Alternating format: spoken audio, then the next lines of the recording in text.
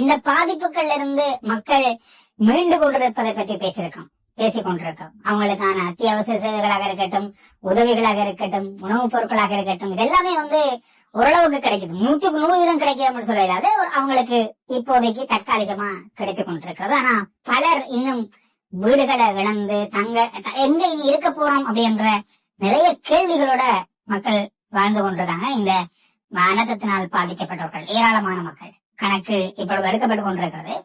இதுல இன்னும் ஒரு ஆபத்தான நிலையை நோக்கி இந்த மக்கள் சென்று கொண்டிருக்கிறார்கள். மனதளவுல மிக பாரியளவான ஒரு மாற்றத்தை இந்த மக்கள் மத்தியில ஏற்படுத்தி இருக்கிறது இந்த அனர்த்தம்.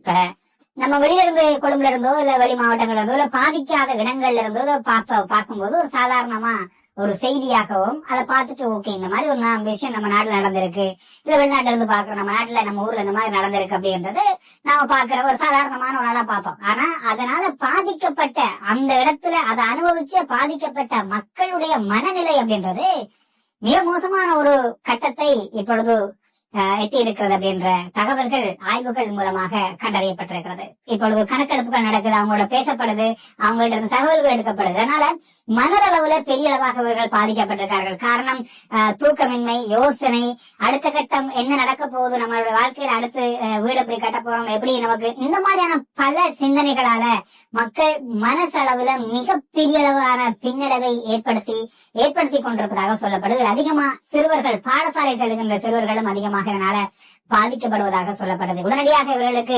நிவாரணப் பொருட்கள், உணவுப் பொருட்கள் வழங்குவது மட்டுமல்லாமல் இவர்களுக்கு அவர்களை மீளவும் இதிலிருந்து மீட்டெடுப்பதற்கான ஆலோசனைகளை வழங்குவதற்கான அறிவுரைகள் வழங்குவதற்காக இதற்கிடையே தனியான செயல் திட்டங்களை அறிமுகப்படுத்த வேண்டும் அப்படின்ற கோரிக்கைகள் இப்பொழுது முன்வைக்கப்பட்டது. காரணம் அந்த அளவுக்கு மக்கள் மனதளவுல பாதிக்கப்பட்டிருக்காங்க. நேர்ல சம்பவத்தை பார்த்தவங்க வீட்டுல 5 பேர்ல இப்ப 2 பேர் தான் மீதமாக இருக்காங்க. இந்த மாதிரியான குடும்பங்களை சேர்ந்தவர்கள் மிக பெரிய அளவான மன கஷ்டங்களுக்கு உள்ளாகி இருப்பதுதான் இதுல இருக்கிற அடுத்த கட்ட ஆபத்தான ஒரு விஷயமே.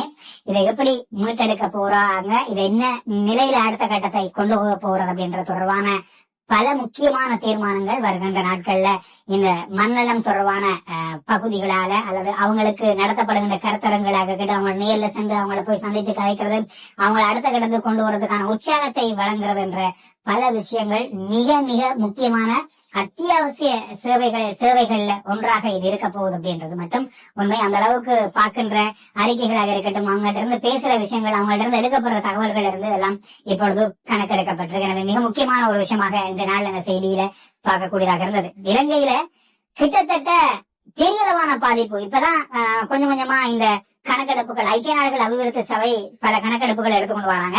இலங்கையில் இருக்கிற 12 கட்டடங்கள்ல ஒரு கட்டடம் இந்த அனர்த்தத்தினால் ஏதாவது ஒரு வகையில பாதிக்கப்பட்டிருக்கு. கிட்டத்தட்ட 7,20,000க்கும் அதிகமான கட்டிடங்கள் பாதிக்கப்பட்டிருக்கு. 44,000 கட்டிடம் மிக மோசமாக பாதிக்கப்பட்டிருக்கு. இந்த மாதிரி பல விஷயங்கள் இப்பொழுது கணக்கெடுப்புல சொல்லப்படுது. அதோட பாதிக்கப்பட்ட இடங்கள்ல இருந்து எடுக்கப்படுகின்ற குப்பைகளுடைய தொகை ஓரளவுக்கு கணக்கெடுக்கப்பட்டது. கிட்டத்தட்ட 85,000 டன் குப்பைகள், தனியார் குப்பைகள், கட்டட இடிபாடுகளை தாண்டி குப்பைகள் மாத்திரமே 85,000க்கும் அதிகமான டன் உள்ள குப்பைகள் இருக்கு. இதெல்லாம் எங்க கொட்ட போறாங்க, என்ன மாதிரியான பல விஷயங்கள் இப்பொழுது இருக்கு. இப்ப நீங்க கம்பள நகரத்தை எடுத்துக்கொண்டீங்கன்னா உணவுப் பொருட்களே டன் கணக்குல வீச வேண்டிய நிலை, வீசியே ஆகணும், அதுல எந்த மாற்றமும் இல்லை. அந்த மாதிரி பல இடங்கள் இப்பொழுது இன்னும் பல இடங்கள் கொலனாவையா இருக்கட்டும், வெளி மாவட்டங்களில் உள்ள பல பிரதேசங்களாக இருக்கட்டும், இன்னும் சுத்தம் செய்து முடிக்கல. இது முடிக்கிறதுக்கே இன்னும் 15 நாள் எடுக்கும் அப்படின்னு மாதிரி சொல்லப்படுது. அந்த மாதிரியான இடங்களும் இன்னும் இருக்கு. அதாவது வெள்ளம் வந்து போனதுக்கு பிறகு வீடு ஃபுல்லா வெள்ளம், ஆனா சகதியும் சேரும் கிட்டத்தட்ட வீட்டுக்குள்ள 1 அடி 2 அடி 3 அடி 4 அடி உயரம் கூட இருக்கிற அளவுக்கான பல இடங்கள் இருக்கு. அதெல்லாம் வெட்டி எடுத்து வெளியில கொட்ட இடமும் சகதி இருக்கு. இந்த மாதிரி இருக்கும்போது இதை மீட்டெடுக்கிறது அப்படின்றது பலதரப்பட்ட சவால்கள் நிறைய இடங்கள்ல இருக்கு. சிலர் வெள்ளம் வந்ததுக்கு நம்ம வீட்டுக்கு போயிட்டோம், ஆனா வெள்ளம் வந்துட்டு வத்திட்டு ஆனா வீடத்தை சுத்தம் செய்யறதுக்கு நாள் கணக்கு எடுக்குது.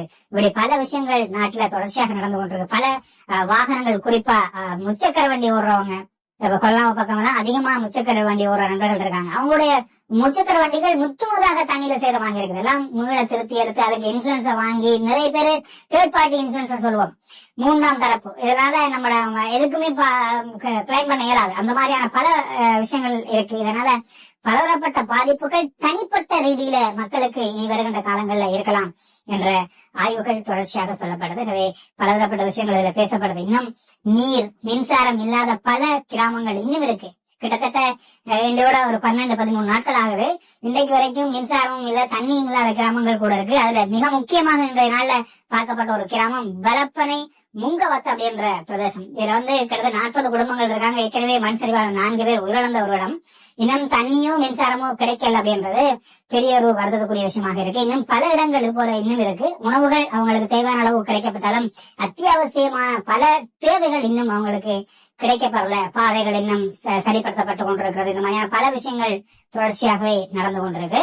இதுல கூகுள் மேப் தொடர்பாக போன வீடியோல இன்றைக்கு மாலை வேளையில அல்லது மதிய வேளையில போட்ட ஒரு வீடியோல இந்த கூகுள் மேப் தொடர்பாக ஒரு பதிவு நான் இட்டிருந்தேன். இது போக்குவரத்து அமைச்சர் விமல் ரத்நாயக் அவர்கள் தன்னுடைய எக்ஸ்தலத்துல பதிவிட்டிருந்தாரு. அதாவது இப்ப நாங்க எங்கேயா போறோம்னா கூகுள்ல ஒரு மேப்பை போட்டு இந்த ரோடால போலாமா, இந்த ரோடால போலாமா, எவ்வளவு தூரம் இருக்கு, எவ்வளவு மணித்தனம் காட்டுது, இந்த மாதிரி பாப்போம்.